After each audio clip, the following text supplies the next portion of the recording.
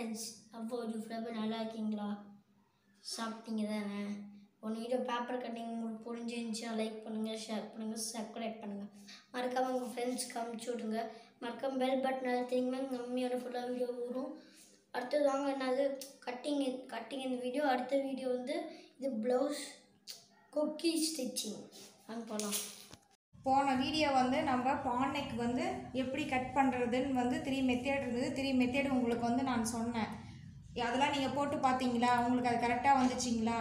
இன்றைக்கி இந்த வீடியோவில் வந்து நம்ம பெடல் எப்படி போட்டு கற்றுக்கிறது அப்படின்னு பார்த்துட்டு அதுக்கப்புறம் வந்து ஸ்டிச் பண்ணுறது எப்படி, ஸ்ட்ரெயிட் தையல், க்ரௌட் தையல், நேர் தையல், வளைவு தையல் எப்படி நம்ம தைக்க கற்றுக்கிறதுன்னு சொல்லிட்டு இப்போ இந்த வீடியோவில் நம்ம பார்க்கலாம். வீடியோக்குள்ளே போகிறதுக்கு முன்னால் நீங்கள் செய்ய வேண்டிய ஒரு விஷயம் என்னது? என்னுடைய வீடியோ பிடிச்சிருந்துச்சுன்னா லைக் பண்ணுங்கள், உங்கள் ஃப்ரெண்ட்ஸுங்களுக்கெல்லாம் ஷேர் பண்ணுங்கள், மறக்காமல் சப்ஸ்கிரைப் பண்ணி பெல் பட்டனை கிளிக் பண்ணுங்கள். நம்ம இப்போ வீடியோக்குள்ளே போகலாங்களா? ஃபஸ்ட்டு பெடல் வந்து எப்படி போடுறதுன்னு நான் உங்களுக்கு சொல்கிறேன். தெரிஞ்சவங்களா இருந்தால் ஓகே. இப்போ புதுசாக கற்றுக்க போகிறவங்க நிறையா பேர் இருப்பீங்கள்ல, அவங்களுக்கு வந்து ஃபஸ்ட்டு பெடல் எப்படி நம்ம போட்டு கற்றுக்கிறது அப்படிங்கிறது வந்து ஸ்டார்டிங் தெரியாது. அவங்களுக்கு வந்து இது ரொம்ப யூஸ்ஃபுல்லாக இருக்கும். நீங்கள் அவங்க எல்லாமே வந்து நீங்கள் இதை வந்து பாருங்கள். நீங்கள் ஃபஸ்ட்டு பெடல் வந்து இதுதான் இந்த வீல், மிஷினோட வீல். இந்த வீல் வந்து நம்ம பக்கம் தாங்க சுற்றணும், ஆப்போசிட் சைடு சுற்றக்கூடாது, ஃப்ரண்டில் மட்டும்தான் சுற்றணும். கால் நம்ம வந்து கீழே இருக்கிற பெடல் மேலே கால் 2 காலும் வச்சுக்கிட்டு இந்த வீல் வந்து இப்படி ரைட் ஹேண்ட் மூலிமா இப்படி கொஞ்சம் வந்து ரவுண்ட் பண்ணி நீங்கள் கீழே வந்து காலில் வந்து பெடல் வந்து ப்ரெஸ் பண்ணணும். ப்ரெஸ் பண்ணிங்கன்னா இந்த மாதிரி வீல் வந்து நம்ம பக்கம் பார்த்து சுற்றணும். அதை விட்டுட்டு நீங்கள் வந்து நம்ம பக்கம் பார்த்து சுற்றாமல் இப்படி வந்து நம்ம சரியாக பெடல் பண்ணல அப்படின்னா டக்குன்னு ஃப்ரண்ட்டு பக்கம் போயிடும். இது பாருங்கள், உங்களுக்கு ஃப்ரண்ட்டு பக்கம் ஆப்போசிட்டில் இந்த வீல் வந்து சுற்றும். இந்த மாதிரி சுற்றுருச்சுன்னா நமக்கு தைக்க முடியாது, நூல் அந்துடும். அதனால் வந்து இந்த வீல் இப்படி வந்து ஃப்ரண்டில் நம்ம பக்கம் பார்த்த மாதிரி இப்படி வந்து 2 ரவுண்ட் இப்படி கையில் சுற்றி விட்டுட்டு நீங்கள் எடுத்து பெடல் காலில் பண்ணிங்கன்னா வீல் வந்து அது பாட்டுக்கு நம்ம பக்கம் பார்த்த மாதிரி வந்து சுற்றிக்கிட்டே இருக்கும். இதே மாதிரி நீங்கள் டெய்லி ஒரு 1/2 hour வந்து ஒரு 2 or 3 days வந்து பெடல் போட்டு பாருங்கள். இந்த மாதிரி பெடல் போடும்போது உங்களுக்கு நல்லாவே பழக்கமாயிரும். இந்த பெடல் போட்டு நல்லா பழக்கமானதுக்கப்புறம் தையல் எப்படி விடுறது, எடுத்த உடனே நம்ம வந்து ப்ளவுஸு, சுடி இந்த மாதிரி கிளாத்தில் வந்து நம்ம தையலெல்லாம் விட்டு பழக முடியாது. அது கொஞ்சம் உங்களுக்கு கஷ்டமாக தெரியும். அது இல்லாமல் எடுத்த உடனே நீங்கள் தையல் கிளாத்தில் விட்டிங்கன்னா உங்களுக்கு வந்து தையல் வந்து நேராக வராது, கொஞ்சம் கிராஸாக வரும். அப்போ நீங்கள் தையல் பார்க்கும்போது உங்களுக்கு அழகாகவே இருக்காது. அதனால் வந்து நீங்கள் நியூஸ் பேப்பரில் எடுத்துக்கிட்டு சும்மா வெறும் நியூஸ் பேப்பரை வச்சு ஸ்டிச் பண்ணி பாருங்கள். ஸ்டிச் பண்ணி பார்த்துட்டு உங்களுக்கு அது கரெக்டாக வருது அப்படின்ட்டு அதுக்கப்புறமேட்டு என்ன பண்ணுறீங்க, நியூஸ் பேப்பர் இன்றைக்கி நான் உங்களுக்கு வந்து ஒயிட் பேப்பரில் வந்து இந்த மாதிரி நான் போட்டு காமிச்சிருக்கேன். இந்த மாதிரி ஒயிட் பேப்பரில் 1.5 inch 1 inch கேப்பில் வந்து இந்த மாதிரி லைனாக கோட் போட்டு வச்சுக்கோங்க ஒரு பேப்பரில். இன்னொரு பேப்பரில் வந்து இந்த மாதிரி வட்டமாக நீங்கள் இந்த மாதிரி போட்டு ரவுண்டாக இந்த மாதிரி வந்து வரைஞ்சி வச்சுக்கோங்க. வரைஞ்சி வச்சுட்டு அதுக்கப்புறம் நீங்கள் வந்து ஃபஸ்ட்டு மிஷினில் நூல் போட்டுக்கோங்க. ஏற்கனவே மிஷினில் நூல் போடுறது எப்படி நான் உங்களுக்கு சொல்லியிருக்கேன், அதனால் உங்களுக்கு எல்லாமே தெரியும். தெரியலினாலும் இப்போ இந்த வீடியோவில் பாருங்கள், நூல் போடுறது எப்படி அப்படின்னு சொல்லிட்டு உங்களுக்கு தெரியும்.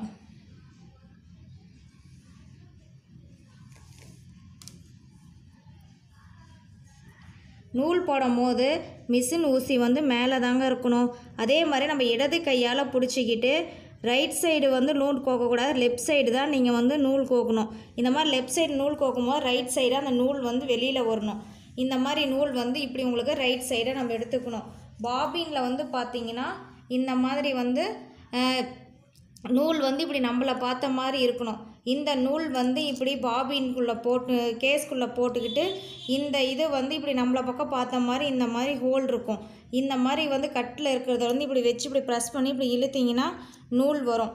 நீங்கள் இப்போ இந்த மாதிரி இந்த பட்டன் வந்து கேஸ் பட்டன் வந்து இப்படி கையில் ஒரு விரலில் தூக்கிக்கிட்டு அடியில் வந்து நீங்கள் அந்த ஹோல்குள்ளே விட்டு நீங்கள் போட்டிங்கன்னா உங்களுக்கு அது வந்து செட் ஆயிரும்.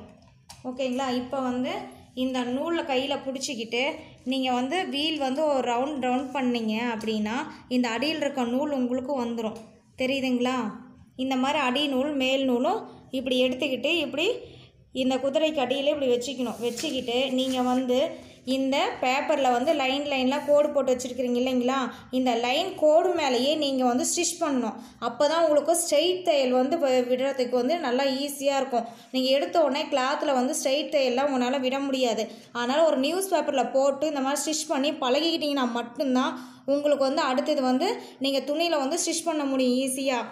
அதனால் இந்த மாதிரி இப்போ பேப்பரில் வந்து இந்த மாதிரி லைன் கோடு போட்டுக்கிட்டு பேப்பர் அடியில் குதிரை கடையில் வச்சுட்டு இப்படி குதிரையே கீழே இறக்கிக்கோங்க. இறக்கிக்கிட்டு வீல் ரவுண்ட் பண்ணி இந்த லைன் மேலேயே இந்த மாதிரி ஸ்டிச் பண்ணுங்கள். இப்படி ஸ்டிச் பண்ணும்போது உங்களுக்கு தையல் வரும். மெதுவாக நீங்கள் கொஞ்சம் கொஞ்சமாக தான் லைட்டாக மூவ் பண்ணி நீங்கள் ஸ்டிச் பண்ணணும். அப்போ தான் வந்து உங்களுக்கு வந்து ஸ்டிச் பண்ண முடியும். நீங்கள் ரொம்ப ஸ்பீடாலாம் ஸ்டிச் பண்ணிங்கன்னா உங்களுக்கு அப்புறம் கிராஸாக தான் வரும். இந்த மாதிரி நேர் தையல் உங்களுக்கு வராது. நேர் தையல் வரணுன்னா இந்த மாதிரி மெதுவாக தான் நீங்கள் வந்து ஸ்டிச் பண்ணணும். நீங்கள் அதை விட்டுட்டு நான் வந்து நேர் தையல் வந்து எனக்கு விட முடியும் நீங்கள் ஸ்பீடாக ஸ்டிச் பண்ணிங்கன்னா இந்த மாதிரி தான் வரும் உங்களுக்கு. இங்கே பாருங்கள், நீங்கள் துணியில் எடுத்த உடனே தைச்சிங்கன்னா இந்த மாதிரி கிராஸாக தான் உங்களுக்கு வரும். இந்த மாதிரி நேர் தையலாக உங்களுக்கு வராது. உங்களுக்கு அதில் பார்த்த உடனே உங்களுக்கு தெரியும். இதில் பார்த்தோன்னே உங்களுக்கு எப்படி இருக்குதுன்னு சொல்லிட்டு உங்களுக்கு தெரியும். இந்த மாதிரி கோணையாக தான் நீங்கள் தைப்பீங்க கிராஸாக. அதனால் வந்து நீங்கள் நேர் தையல் வேணும் அப்படின்னா நீங்கள் கரெக்டாக வந்து இந்த பேப்பரில் லைன் போட்டுட்டு அந்த லைன் மேலே இப்போ உங்களுக்கு தெரியாது, நான் லைனுக்கு வெளியில் நான் உங்களுக்கு ஸ்டிச் பண்ணி காமிக்கிறேன். இந்த லைன் மேலேயே வந்து ஸ்டிச் பண்ணணும். நீங்கள் இப்படி மெதுவாக ரவுண்ட் பண்ணி மெதுவாக இந்த மாதிரி உங்களுக்கு ஒரு குதிரையோட அளவு இதை வச்சுட்டு அந்த லைன் மேலேயே மெதுவாக பெடல் இப்படி போட்டு வந்தீங்க அப்படின்னா உங்களுக்கு கரெக்டாக தையல் நேராக வரும். கொஞ்சம் கூட தையல் வந்து கிராஸாகவே வராது. நீங்கள் இந்த மாதிரி ஒரு 4-5 பேப்பரில் 2-3 நாள் விட்டு பழகுனீங்கன்னா உங்களுக்கு கிளாத்தில் போகும்போது ரொம்ப ஈஸியாக இருக்கும். இந்த மாதிரி நேர் தையலில் இந்த மாதிரி ஸ்ட்ரெயிட் கோடு வச்சு இந்த மாதிரி நீங்கள் ஸ்டிச் பண்ணி பாருங்கள். உங்களுக்கு வந்து அதுக்கப்புறம் ஒரு 2-3 டேஸ் நீங்கள் ப்ராக்டிஸ் பண்ணாவே போதுங்க. நீங்கள் கிளாத்துக்கு வந்து ஈஸியாக உங்களுக்கு தைக்கிறதுக்கு ரொம்ப ஈஸியாக இருக்கும். இது வந்து ஸ்ட்ரெயிட் தையல் விடுறதுக்கு இந்த மாதிரி ஸ்ட்ரெயிட் லைன் போட்டு உங்களுக்கு நான் சொல்லி கொடுத்தேன். இதிலே பார்த்தீங்கன்னா இப்போ ப்ளவுஸ் எல்லாம் எடுத்திங்கன்னா ஆம்கோல் வளைவு வரும், கழுத்து வளைவு வரும், இந்த மாதிரி பட்டி இதெல்லாம் வளைவாக தான் நம்ம ஸ்டிச் பண்ணுற மாதிரி இருக்கும். அப்போ எடுத்த உடனே நீங்கள் அதில் போய் ஸ்டிச் பண்ணிங்கன்னா உங்களுக்கு வராது. அதனால் அது ஒரு நியூஸ் பேப்பரில் எடுத்து இந்த மாதிரி வட்டமாக ரவுண்ட் வந்து போட்டுக்கோங்க. இதில் ரவுண்ட் போட்டுக்கிட்டு அதுக்கப்புறம் நீங்கள் இது மேலேயே இந்த ரவுண்ட் மேலேயே போட்டல ரவுண்ட் மேலேயே நீங்கள் ஸ்டிச் பண்ணி பழகுங்க. அப்போ தான் உங்களுக்கு வந்து ஒரு டிசைன்ஸ்க்கு நீங்கள் போகும்போது பேட்டர்ன் டிசைன் தைக்கிறதுக்கு ஈஸியாக இருக்கும். ப்ளவுஸ் தைக்கிறதுக்கு ஆம்கோல், கை ஜாயின் பண்ண, அப்புறம் வந்து நெக் வந்து பைப்பிங் வைக்கிறதுக்கு இது எல்லாமே உங்களுக்கு ரொம்ப ஈஸியாக இருக்கும். நீங்கள் எடுத்த உடனே அதில் போய் ரவுண்ட் ஷேப் தைக்கணும்னு நினச்சிங்கன்னா உங்களுக்கு அந்த வளைவு வராது. அதனால் நீங்கள் இந்த மாதிரி பேப்பரில் இந்த மாதிரி வளைவாகவும் தைக்கிறதுக்கு நீங்கள் ப்ராக்டிஸ் எடுத்துக்கணும். இது எப்படி தைக்கிறதுன்னு பாருங்கள். இந்த மாதிரி குதிரையை தூக்கிட்டு இந்த ரவுண்ட் நம்ம வரைஞ்சது மேலேயே வந்து இந்த மாதிரி குதிரையை இறக்கி விட்டுக்கிட்டு லைட்டாக பெடல் வந்து நீங்கள் இந்த ரவுண்ட் தைக்கும் போது பார்த்தீங்கன்னா ரொம்ப ஸ்ட்ரெயிட்டாக இருக்க தையல் வந்து ஸ்டிச் பண்ணுற மாதிரி இல்லை ஸ்டிச் பண்ண முடியாது. ஏன்னா லைட்டாக வந்து பார்த்திங்கன்னா நம்மளுடைய கை வந்து நம்ம வளைச்சி விடணும். நீங்கள் அதை நல்லா என்னுடைய கை பாருங்கள், லைட்டாக வந்து நான் வளைவு வந்து உங்களுக்கு தெரியும். இந்த மாதிரி லைட்டாக மெதுவாக நீங்கள் பெடல் போட்டிங்கன்னா மட்டும்தான் உங்களால் ஸ்டிச் பண்ண முடியும். நீங்கள் ஸ்பீடாக வந்து ஸ்ட்ரெயிட் தையல் விட்ட மாதிரி இதை தைச்சிங்கன்னா உங்களுக்கு கோணையாக போகும், கிராஸாக வரும். அது இல்லாமல் ஸ்ட்ரெயிட்டாக தையல் வராது. இந்த மாதிரி வட்டமாக அழகாக உங்களுக்கு ஸ்டிச் பண்ண முடியாது. இந்த மாதிரி பாருங்கள், கை வந்து லைட்டாக உங்களுக்கு நீங்கள் வரைஞ்சால் மட்டும்தான் இப்படி வரும். இல்லைன்னா பாருங்கள், இந்த மாதிரி வளைவு சரியாக வளைக்கல அப்படின்னா உங்களுக்கு இதுலேயே தெரியும் எப்படி கிராஸாக வந்திருக்குது அப்படின்னு. அதுக்கோசரம் தான் சொல்கிறேன், நீங்கள் லைட்டாக வந்து நீங்கள் இந்த வளைவு வந்து இந்த ரவுண்ட் மேலேயே வந்து நீங்கள் ஸ்டிச் பண்ணி பார்க்கணும். இந்த கை வந்து ஸ்ட்ரெயிட்டாக அதே வந்து பேப்பர் தானாக ரவுண்ட் ஷேப்புக்கு மாறாது. இந்த நம்ம கை வந்து இந்த மாதிரி லைட்டாக வந்து கை வந்து இந்த மாதிரி திருப்பணும். இதிலே பாருங்கள், இன்னொரு தையல் வந்து நான் ஸ்டிச் பண்ணி காமிக்கிறேன். இங்கே பாருங்கள், என்னுடைய கை பாருங்கள் லைட்டாக வந்து நான் திருப்பிக்கிட்டே தான் இருப்பேன். திருப்பினா மட்டும்தான் உங்களுக்கு வந்து ஸ்டிச் பண்ண முடியும். அதுக்குன்னு சொல்லிட்டு திருப்புறன்னு சொல்லிட்டு அதிகமாக திருப்பினீங்கன்னா ஸ்டிச் பண்ண முடியாது.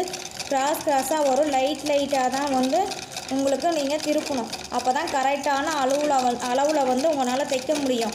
இப்படி இந்த மாதிரி தைச்சி இந்த வந்து ரவுண்ட் ஷேப்புக்கும் நீங்கள் இந்த மாதிரி தைச்சி பழகுனீங்கன்னா மட்டும்தான் நீங்கள் வந்து ப்ளவுஸுக்கு வந்து நெக்கோ ஹாம்கோலோ பட்டியோ எல்லாமே நீங்கள் தைக்கிறதுக்கு ரொம்ப ஈஸியாக இருக்கும். நீங்கள் ஸ்ட்ரைட்டாக எடுத்த உடனே அதில் போய் இந்த மாதிரிலாம் ஸ்டிச் பண்ணிங்கன்னா உங்களால் ஸ்டிச் பண்ணவே முடியாதுங்க.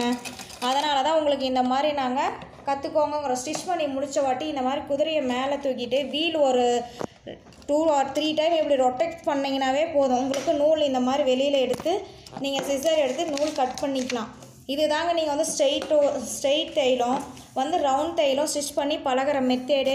இதில் உங்களுக்கு இன்னொன்று என்னன்னா, மேலே வந்து நம்ம தைக்கும் போது லூப் அடிச்சது அப்படின்னா அதை வந்து மேலே இருக்க வர நூல் மூலயமா மிஸ்டேக் இருக்குது, லூப் அடிக்கிறதுங்கிறதெல்லாம் கிடையாது. பாபினில் வந்து நூல் கலந்துருக்கும், இல்லை பாபின் லூஸாக இருக்கும் கேஸில், இல்லை பாபினில் நூல் இல்லாமல் இல்லை அந்து போயிருக்கும். அப்படி இருந்தால் மட்டும்தான் மேலே வந்து லூப் அடிக்கும். அப்போ வந்து மேல் பக்கம் லூப் அடிக்கிறதுக்கு காரணம் அடியில் இருக்க பாபின் மட்டும்தான். அடிப்பக்கம் லூப் அடிச்சதுன்னா மேலே இருக்கிற நூல் வந்து சரியாக நம்ம போடல, இல்லை எங்கேயாவது கலந்துருக்கும் மாட்டியிருக்கும் அப்படின்னா மட்டும்தான். இது நல்லா தெளிவாக தெரிஞ்சுக்கோங்க. ஏன்னா இது நிறையா பேருக்கு தெரியவே மாட்டேங்குது. மேலே லூப் அடித்தா மேல் நூல்னால தான் மேலே லூப் அடிக்குதுன்னு நினச்சிக்கிறாங்க. அப்படிலாம் ஒன்றுமே கிடையாது. மேல் தையல் லூப் அடித்தா அடியில் பாபின் வந்து நீங்கள் கரெக்ட் பண்ணிக்கோங்க. அடித்தையல் பாருங்கள், இந்த மாதிரி அடித்தையலில் வந்து லூப் அடித்தா நூல் கசன்னு வரும், மேலே தூக்கிட்டு வரும். அதுதான் வந்து லூப் அடிக்கிற மெத்தேடு. அந்த மாதிரி லூப் அடிச்சிச்சு இந்த மாதிரி அடியில் அப்படின்னா அப்போ நீங்கள் மேலே வந்து பார்த்தீங்கன்னா நூல் சரியாக போட்டிருக்க மாட்டீங்க. இந்த மாதிரி இந்த ஹோலில் வந்து நூல் வந்து நீங்கள் சரியாக போடலை கோக்கலை அப்படின்னாலும் லூப் அடிக்கும். அதே மாதிரி இந்த இடத்துல வந்து இந்த ஸ்க்ரூ வந்து நீங்கள் வந்து லூஸாக இருக்க ரொம்ப டைட்டாக இருக்குது அப்படின்னாலும் லூப் அடிக்கும். இந்த ஹோல்லையும் நூல் வந்து நம்ம கோக்கலைனாலும் லூப் அடிக்கும். ஊசி வந்து கிராஸாக இருந்துச்சுன்னா நூல் அந்து போயிடும். ஊசி வந்து நேராக இந்த மிஷின் இருக்க ஹோலுக்கு நேராக ஊசி வந்து இப்படி இறங்கணும். இந்த மாதிரி இறங்கினா மட்டும்தான் உங்களுக்கு நூல் வந்து அக்காது. இல்லை அப்படின்னா உங்களுக்கு நூல் அந்து போயிடும். மிஷினில் வந்து ஃபஸ்ட்டு தையல் எப்படி போடுறதுன்னு இப்படி தான். லூப் அடிச்சதுன்னா அதுக்கு என்ன பண்ணுறது அப்படிங்கிற சொல்யூஷன் இது தாங்க. மேல் நூல் கரெக்ட் பண்ணிக்கோங்க, அடியில் பாபின் கரெக்ட் பண்ணிக்கோங்க. அதுக்கப்புறமேட்டு வந்து நீங்கள் டெய்லியுமே மிஷினுக்கு இந்த ஹோல்லாம் ஏற்கனவே உங்களுக்கு நான் ஒரு வீடியோவில் போட்டு காமிச்சிருக்கேன். டெய்லியும் ஆயில் விடணும். மிஷின் ஆயிலே தான் எல்லோரும் விடணுங்கிறதெல்லாம் கிடையாதுங்க. நீங்கள் வீட்டில் இருக்க தேங்காய் எண்ணெயே வந்து மிஷின் கேன் சொல்லிட்டு ஒன்று இருக்கும், ஒரு பாக்ஸு. அதில் தேங்காய் எண்ணெய் கொஞ்சம் ஊற்றிக்கிட்டு இந்த மேலே இருக்கிற இந்த 2 ஹோலில் பாருங்கள், இந்த நூல் போடுற இடத்துல இந்த 2 ஹோல்லையும் மிஷின் ஸ்டிச் பண்ணுற இந்த இடத்துல 3 ஹோல் இருக்கும். இந்த 3 ஹோல்லையும் நீங்கள் வந்து ஆயில் விட்டிங்கன்னா நீங்கள் ஸ்டிச் பண்ணுறதுக்கு ரொம்ப ஈஸியாக இருக்கும். உங்களுக்கு வீல் வந்து ரொம்ப ஸ்மூத்தாக இருக்கும். ஸ்டிச் பண்ண நீங்கள் பெடல் போட முடியும். அப்போ தான் நீங்கள் ஆயில் விடலைன்னா உங்களுக்கு ரொம்ப டைட்டாக இருக்கும், உங்களால் ஸ்டிச் பண்ணவே முடியாது. அதனால் வந்து நீங்கள் டெய்லியுமே வந்து மிஷின் நல்லா வந்து தொடச்சி க்ளீன் பண்ணிவிட்டு ஆயில் விட்டு கரெக்ட் பண்ணிக்கோங்க. அப்போ தான் வந்து நீங்கள் ஸ்டிச் பண்ண முடியும். நீங்கள் இந்த மாதிரி ஒரு வாரம் நீங்கள் இந்த மாதிரி ஸ்டிச் பண்ணி பழகிக்கிட்டிங்கன்னா தான் உங்களுக்கு துணியில் எடுத்த உடனே ரொம்ப ஈஸியாக உங்களால் ஸ்டிச் பண்ண முடியும். அடுத்த வீடியோவில் வந்து நம்ம எப்படி ப்ளவுஸ்க்கு வந்து கொக்கி கட்டுறது, அந்த கொக்கியோடைய கட்டு எப்படி கட்டுறது அப்படிங்கிறத நான் உங்களுக்கு சொல்லித்தரேன். அதுக்கு முன்னால் நீங்கள் எல்லோரும் பண்ண வேண்டியது, என்னோடய வீடியோ பிடிச்சிருந்தால் லைக் பண்ணுங்கள், உங்கள் ஃப்ரெண்ட்ஸுங்களுக்கு ஷேர் பண்ணுங்கள், சப்ஸ்கிரைப் பண்ணி மறக்காமல் பெல் பட்டனை கிளிக் பண்ணுங்கள். ஏதாவது டவுட் இருந்தால் கமெண்ட்ஸில் கமெண்ட் பண்ணுங்கள், உங்களுக்கு நான் கிளியர் பண்ணி விடுறேன். நீங்கள் வந்து மறக்காமல் என்னோடய வீடியோ ஒவ்வொன்றும் உங்களால் அப்போ தான் பார்க்க முடியும்.